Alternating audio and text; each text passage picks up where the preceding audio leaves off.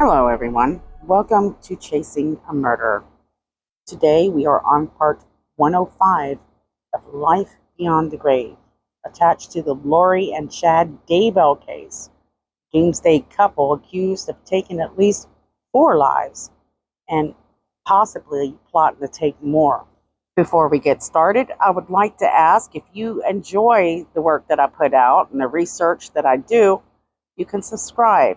You can also like and hit that notification bell that will give you notifications whenever this channel uploads new videos. If you don't like it, at least say hello in the comments.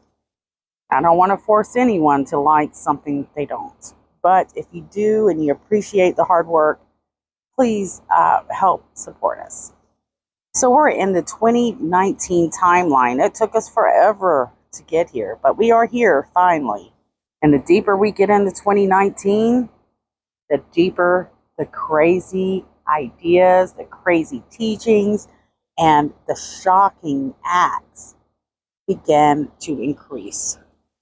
Chad Daybell is always carrying around this new pendant that is said to have been stolen, basically, or taken from a church. This pendant will help him seek spiritual answers for questions people have or the fate of their future. They use magical portals in their closets to contact others, to travel, and to astral, basically project themselves from one place to another. It's also used to move in and out of the spiritual realm. According to a few witnesses, it's possibly even other dimensions. According to Chad and Lori, the spirits within their body at this time and this lifetime, this is just a very temporary moment, and that they believe that their spirits are basically capable of traveling, leaving its body, moving to heavenly dimensions, to other dimensions, from place to place. Their spirits can be pushed out of their body where demons invade. The demons, once they invade your body, they take over, leaving your spirit in limbo. According to Lori and Chad's teachings, at least here shortly, if for example, Charles Vallow, his spirit is no longer in his body. He's had several demon entities take over that body, meaning that Charles, his original spirit that belonged to that body, is now in limbo and will remain in limbo, at least until someone is able to get these demons out of Charles' physical body and basically destroying him. Okay, so that once the demons are cast out of this body, they can't get back in. So it sounds like death is the only option. How are they referring to these people like Charles Vallow? Well, they're being referred to as zombies. And this will become a common term within this group. What people are starting to notice, well, not majorly, but they're realizing, especially it seems Tylee Ryan, that if you go against Lori Vallow, her views and her ideas and her missions, you become a zombie. Tylee Ryan had been threatened that she, too, like her father, was a zombie. And Tylee said, "No, not me, Mom." One could only wonder what was going through Tylee's head during this time when she was called a zombie. She sees her father become a zombie. Tylee's stress levels must have been through the roof. This is something that she has experienced her whole entire life with her mother, it seems, at least a lot of it. Referring back to 2006 and 2007, especially, where Lori Vallow and Joseph Ryan are going through a very difficult divorce and custody battle over Tylee. The courts really had become concerned, even before that, about Tylee's well-being while under her mother's care. She was having health issues, and they were starting to wonder if those health issues had something to do with what was going on between Lori and Joseph Ryan during that divorce. We know that Tylee Ryan, she was looking pretty good for a moment in her lifetime. She was looking better, and then she starts to spiral backwards. You can see it in her photographs that she's not feeling good, that she is stressed out, and this will get worse as time moves forward. This is the same for JJ Vallow. JJ, his behavior is not too bad in this timeline right here, but from here on, it will get progressively worse. Lori is destroying the very happy, stable life that these two have been living for a little bit over 10 years. Lori's marriage to Charles Vallow was the most stable and most happy times for Lori's 3 children, though you will hear multiple times that Tylee Ryan absolutely hates Charles Vallow. But what do we learn? We don't learn a whole lot about their private life, but we do know that Charles Vallow did everything he could to please Lori Vallow and her children. That was his number one priority. So why would Tylee Ryan hate Charles Vallow so much? What is going on in the household? Well, we know that Charles Vallow and Lori, they're not getting along. And we've heard from Melenie Gibb that Charles Vallow bends over backwards to try to make Lori happy, but she's just never happy, ever. What does Lori do when she's not happy? Well, she tells the entire world. So she must have talked to Tylee, or Tylee overheard some of the things that she was saying, and Tylee, being the loyal and devout daughter that she is, would take up for her mother. There's no doubt in my mind that Tylee can see her own mother spiraling into an uncontrollable downward spiral. No one can talk sense into her. And it must be even more confusing as she sees Lori bring more of their own family members into this. People like her uncle Alex Cox, and as well as Melanie Boudreau. The few people in her life that she was able to relate to, people like Zach Cox, well, they're not around so much anymore. And around this time, Lori is still attending a lot of these Preparing the People conferences. Melenie Gibb is still very much involved with these Preparing the People conferences and actually helping put these things together and to gather people who are like themselves.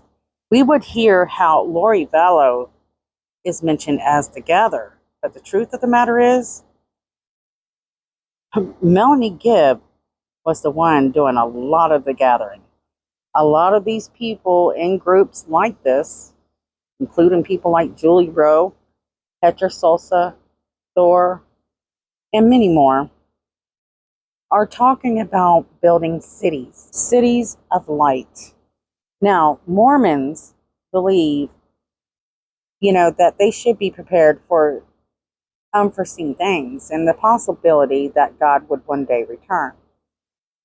And how do they deal with this? Well, they believe that their refuge will be through their stakes, where they could, create a Zion. And this would be called on by the church leaders. But people like Julie Rowe, Chad Daybell, and many others, well, they've taken it upon themselves to say, hey, look, I'm having these prophetic visions. I am a seer of God, and he's telling me to tell you that I know what's going to happen and that you should follow me. During this time, what is also interesting is you have the Mormons starting to kind of separate, and Mormons referring to people like Lori, Chad, Julie, Hector, Thor, all of them, Melenie Gibb, they refer to them as the Daybell type.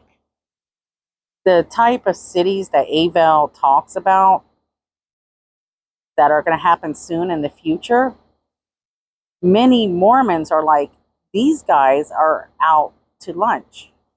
So now people like Lori Vallow and Chad Daybell, they don't have to worry about what outsiders of their religion think, but what the people in their own religion think. But there's only certain people that will know about a lot of these things, like the City of Light. And they're talking about, I mean, this is something that Chad and Lori are dabbling in, and this is a second anointing. It is believed that this is something done in the holies within the temple, and sometimes referred to as celestial realm. It really depends on who you're talking to. Many people within the Mormon church say there's no such thing as this second anointing. But what's important to note about this is the fact that Lori and Chad both believe in this type of thing. They believe that there is a royalty within the Mormon leadership, these secret people who know more than a lot of the leaders, more than everyone else. These things are only for the most faithful, the most loyal, sometimes referred to as calling an election. I will go more into this later, but I wanted to mention it. But only the most trusted will be called on to participate in such rituals. So imagine you've heard of these special groups that you can attend or take part of, but you've heard also that you have to be the most loyal type. Well, if you're one of those people, and Lori and Chad are teaching them, we've got that here. That's what we are. We are that special group of people, and you have to prove yourselves. How far would you go? What I found was confusing is, Melenie Gibb, who was actually the gatherer, who actually brought a lot of these people together and continued to bring people together during this time, was now taking the back seat to these two people, Chad and Lori, at least for within their clique. According to Melenie Gibb, I did not personally witness this, but according to her, Chad Daybell would build Lori up to believe that she was this very gifted and amazing goddess, that she was meant for great things, that they would be the leaders of the 144,000. So how would Melenie Gibb really and truly see this as it unfolded, right before her eyes? I mean, she's not even blindfolded when they pick her up and throw her to the back. Now, Jason Mal, he's spending quite a bit of time with these guys doing podcasts. We haven't seen much proof of where they were spending time. He didn't come to any of the castings as far as we know. We do know that Lori and Chad, Jason Mal was just a phone call away. So what part did Jason Mal play within this group? Well, it seems that Jason Mal, like them, was drawn into preparing the people, and that, he was probably socializing and, working his way in there to, do these podcasts and to get the support from this very useful group. You had a lot of people, people like from the Hebrews Foundation, the Universal Model, authors. I mean, there was some decent people within this group when it come to the spotlight for the Mormons. And AVAL is actually turning into like a private little store for people that are like these guys. People who are talking about preparing for Jesus to come nearly immediately, building these cities of light, preparing to build Zion. We're dealing with a lot of prophets just in one area. And as I said before, you have several Mormons that are kind of following some things that are not so extreme. Seeing these people kind of take off in a rocket and just explode. So they're becoming quite popular. And for the regular Mormons, they're like, what is going on here, and why is it allowed to continue to happen? So Russell Nelson, he does give out mixed messages, so that makes it difficult for a lot of them. But for people like Julie, Chad, Lori, and several others, the message is clear. They are becoming translated beings. They are heavenly messengers, and they are on a mission from heaven itself. To be a translated being is like becoming an untouchable.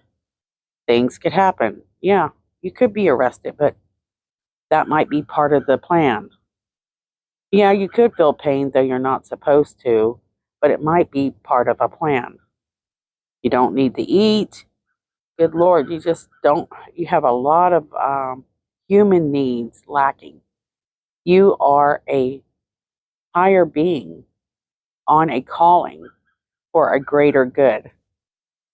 Now, something that I believe that Lori Vallow has learned a little bit from Julie Rowe is Julie is teaching that we need to clear out dark entities, in our lives, and that there has become a war on earth where it's good versus evil. I mean, you have Satan constantly meddling in your life. You have dark entities surrounding you daily. And the main mission of several of these people are to become gods or goddesses. It's around this time that nicknames and secret code names become quite popular between these people, especially Chad and Lori Vallow. We have learned that they were using Lily, Bubby, Raphael. And while their crazy ideas are stirring up and growing, poor Julie Rowe, while she's being attacked in what they call church court, she believes that she's being bullied and threatened with excommunication. And once you're excommunicated, can you be, baptized back in? And of course you can, but they say the process of returning to a full fellowship with the saints after being excommunicated isn't cut and dry as one might think. And so a lot of these people, they don't realize they're facing an excommunication as well. And it's just not good. Now, Ian Pulaski is going through a divorce that he's not really wanting to go through. And by April 10th of 2019, Ian Pulaski had violated a domestic violence protection order. So Ian Pulaski is slowly, being alienated from his family. And he's having to realize that this is a certain divorce and that he's going to have to move in a different direction in his life. For Ian Pulaski, this is a difficult process. He doesn't want to be away from his family at all. And Ian doesn't realize it during this time, but his fate is coming to terms around this time. You have Melenie Boudreau, who is married to Brandon Boudreau. Their marriage is on the rocks, yet Brandon's not really certain how deep, their marriage is getting. It's getting pretty bad, and he doesn't know it. So their paths are entwined, but they don't know it. And Ian is soon going to be drawn into all this craziness. Why? Probably because he's getting desperately lonely in the future. But let's jump back a little bit to the City of Lights. And Julie Rowe actually explains this a little bit on podcast number 58, Temple Worship. This is something she posted around 5 years ago. Let's listen into what she has to say. So she's touching on the last days and seeing the saints move in the direction of what are referred to as cities of light. Pioneer heritage that we have from the east to the west. I was thinking of that a couple minutes ago, and about the time you were talking about Abraham, I had the thought come to me and the visual of the saints moving, and how even in these last days, prior to the second coming of the Lord, the first template city of light being in the western United States, and the first 3 cities of light that I see being in the greater Rexburg Valley, Sanpete Valley, and the St. George area, I see those first 3 cities of light being on the west side as they then move eastward. And I think it's fascinating that that's the plan, that it ties in, that symbolism ties in even today in modern history. Eric Smith chimes in and gives us a glimpse into how he can tie in these biblical doctrines and prophet prophetic visions of what is to come in the near future. So here we go. Great. I love it. Thank you.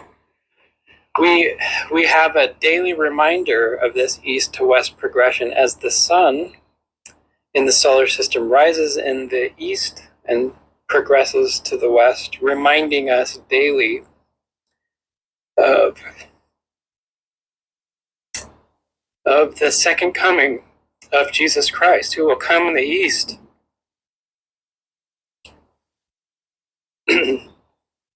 We have a daily reminder. God has put perfect reminders. Then he mentions something about a burnt sacrifice. About the Olah sacrifice. I've talked about this before. It's the burnt offering sacrifice that we read about in the scriptures. Olah is the Hebrew word that means cause to go up.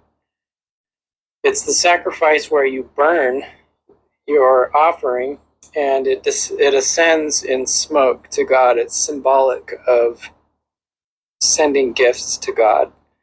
And this was the sacrifice that Abraham was told to perform on his son. He was meant to butcher his son, divide him, wash and anoint the body parts, and then put it all in flame and consume it entirely and completely to God. If you missed one hair of the head in that flame, it wouldn't have been considered a consecrated sacrifice. This Olah sacrifice, or this burnt offering sacrifice, has everything to do with the law of consecration that we know about in the temple today.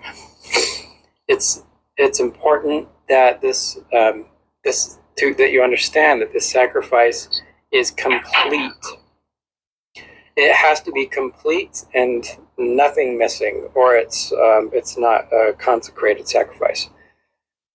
Please consider that as you think of your covenant in the temples today and how we are to consecrate ourselves. And if we hold anything back, it is not considered a consecrated sacrifice.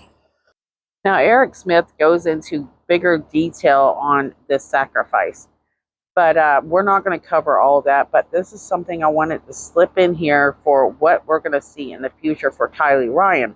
Does it have something to do with this sacrifice? We don't know. Was Tylee Ryan sent up to heaven as a gift, or was she making sure the vessel was destroyed in order to keep more demons away from being taken over her vessel? We will talk more on that later, but I wanted to go ahead and kind of put this in the back of your mind as we move into the future here in this story. So we were kind of mentioning Natalie and Ian Pulaski, how they're going through a bitter divorce. We hear domestic abuse mentioned along with Ian Pulaski's name. And by April 15th of 2019, Natalie had filed for divorce from her husband, Ian. Now let's talk a little bit about Adam Cox. That is Lori's brother. He is a DJ, and he's known as Adam Lucas Cox. And this book is, the title is called My Crazy Life. And most of his life, he is from Southern California and says that he now lives in Wichita, Kansas. At the time that he wrote this book, he was in the radio business for 30 years. He was married to his wife, Nicole, and they had their 19-year-old son, Zach. Adam says that he loves to play basketball 4 days a week, plus playing ping pong with his wife, where the loser has to do dishes. He mentions that most of his family, his mom, dad, brother, and 2 sisters, all live in Arizona. He also has 2 dogs, Reese and Molly. And for them, their pets are their children. They even sleep in the bed with them. Sometimes there's no room for Adam to sleep in his own bed. And during this time in his life, we have learned that Adam, who was once close with his sister Lori Vallow, has now been shunned away because why? He doesn't believe that his sister is a translated being. He's kind of concerned about, some of these things that she's telling him. but he's really not certain how to handle that. And the family's like, you know what? Just let it go as long as she's, feeding the kids and being a good mom. It doesn't matter. And Lori continues to use the temple as her personal piece of property. She believes that this temple basically belongs to her. She likes to seek answers there. And she never wants to leave the temple. That's what she says. Now, during this time also, one of Charles' sons says that it's around April of 2019 that he doesn't hear very much from JJ anymore. They said that they would, talk on a regular basis, but now that's not the case. Nancy and Mike James, who were living in Rexburg, said that they moved to Rexburg because of Chad, have now moved back to Utah. When did they decide this? Well, this is very interesting. They decided to do this in the early spring of 2019, around the same time that Chad and Lori, that relationship is kicking into gear and things are starting to go to hell. According to them, the reason why they moved back to Utah is to work with their clients that are based mainly out of that area. Later, they will say that this move had nothing to do with Chad Daybell. Now, the podcast before, we were talking about the likenesses that Lori had to the demon Astaroth. And I have to agree that this does seem oddly similar. There is a YouTube video that I found uploaded by Dr. Knott. Anyways, I'll try to remember to put the link below so that you can go listen to its entirety. But he shares some very interesting facts about this demon Astaroth.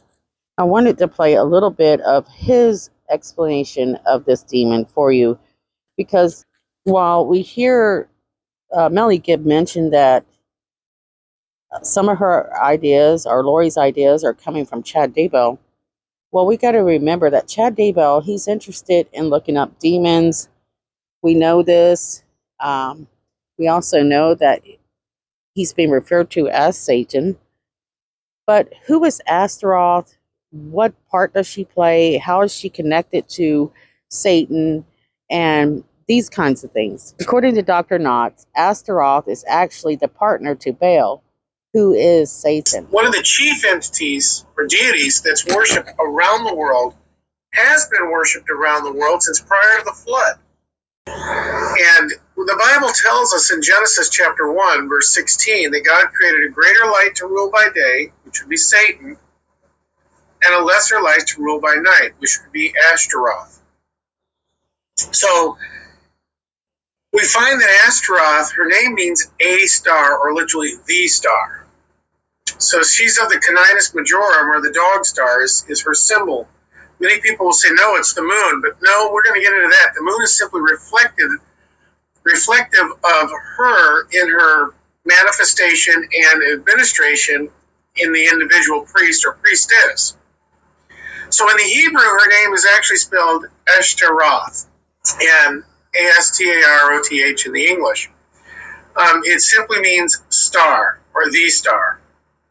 There's a variation of worship. I mean, it's the same as the word Esther in Babylonian, or Ishtar, Babylonian. Ostera, German, where we get the celebration of Easter. Ostera, German, where we get the celebration of Easter, Eastar. She's the warring and fertility goddess. She's actually over an incredible and large amount of things dealing with humankind. Ashtaroth, Ashtaroth, is the plural of Ashtera. Ashtera is speaking of the single deity, which means the star. Now, here's what's interesting about her. Her name means to increase her flock through taking the very young of the shepherd. Okay? It becomes plural because the work is done by those who are given over to her worship or to her service. So it's Ashtera is the single entity. Ashtaroth is the one that owns, possesses, and rules over those that do her work. And they do her work which is the taking of the individual young of the shepherd. She works through unholy spirits, and her job is to take the children. In Egypt, she was Isis, which is why Isis always had the wings. We look at the fable of the stork, and most people don't understand this, but the stork was symbolic of Isis. That's why the stork was on the head of Pharaoh. Pharaoh symbolizes Satan, or Ra, the god of this world, the sun. In depiction in human form, Ashtaroth was Isis, and she was his consort. It was incest. They would marry their own. But in whatever religion it is, the key is she would appear as the stork, which would come by night and would steal the young. Her minions would do this also on her behalf, and they would take the bedding with the infant, and they would fly them and deliver them to Pharaoh. At the rising of the sun, when Pharaoh arose, they would then lay the infants before him. That's where the history of the stork came from. It was. Okay, so why is this important? Well, we know that at least it is suggested that Lori had set her eyes to take the lives of her own children and possibly the children of her own niece, Melanie Boudreaux. So it was, in fact, something Lori Vallow was interested in doing. I mean, she was focused on the children, and I thought it was just interesting of how the characteristics of Astaroth, what she stands for, and what Lori stands for during this time or in the future, near future, are so similar. Astaroth was known as the mother of all monsters because she would do the work of stealing the children. Most importantly, the biggest coincidence that I found that was very intriguing to me, and I thought for you, that's why I'm sharing it, is this name refers to Astaroth representing the star. And according to Dr. Knott, he says that this means that Astaroth is wanting to mimic Jesus Christ. Her name means the star, and she tries to mimic Jesus Christ. You realize that when Jesus was born, there was a star created. The prophecy was given in the book of Numbers. The Farsi, which is the group of the Magi out of Persia, that knew all about stars, they knew when a specific star with 7 tails, symbolizing the 7 spirits of God, was created, it would lead them to the one who would be the king over the earth. And that's the star of Jesus Christ. He is the bright and the morning star, and his star has the rainbow, the mercies of God that come from it. But she is nothing more than a reflection. You see, she reflects the light that comes from the sun, and she gets her ability to exist from the power of God himself. God created all things. By him they consist and they exist. So the work of Ashtaroth is she works in the dark, she works in the night, she works in secret, she works through the dreams, hopes, the ambitions. She's identified as the mother of all monsters that comes to take the children and to give them as an offering unto. But here's what she does. She's the chief of the female deities, which is why she's often worshipped in witchcraft.